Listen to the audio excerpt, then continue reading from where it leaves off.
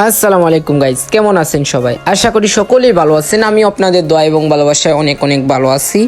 আজ সকাল সকাল বাড়ি থেকে বের হয়ে গেলাম। আমাদের গ্রামের পাশে অনেক সুন্দর একটি পার্ক হয়েছে, Ratanpur good day of family park. যারা যারা আসতে চান তারা ঘুরতে পারেন এই পার্কে, অনেক সুন্দর।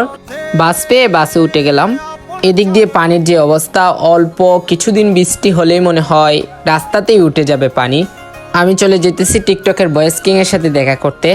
সো আপনারা বুঝতেই তো পারতেছেন যে আমার মনে কি ফিলিংস টিকটকের বয়েস কিং এর সাথে দেখা করব। সো অলরেডি বাস থেকে নেমে গেলাম। বাস থেকে নেমে একটি সিএনজিতে উঠবো।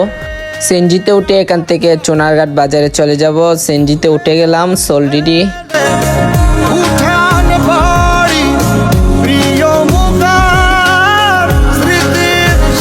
সো অলরেডি এখন সিএনজি চেঞ্জ করে টমটমে উঠে ফেললাম। টমটম থেকে নেমেই হয়ে গেল টিকটকের বয়েস কিং এর সাথে দেখা।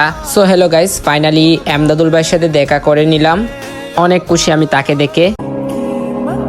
শুকনো পাতার মতো ঝরে গিয়েছিলাম আমি, খুব যত্ন সহকারে তুলে নিয়ে গেলে, তাও আবার পুরানোর জন্য তুমি।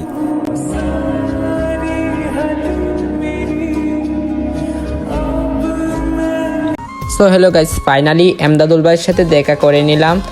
এটা আমার সেকেন্ড ব্লগ। কেমন হয়েছে সবাই কমেন্টে বলে যাবেন। সো হ্যালো গাইস, আজকের এই ব্লগটা এই পর্যন্তই। সবাই ভালো থাকবেন, সুস্থ থাকবেন।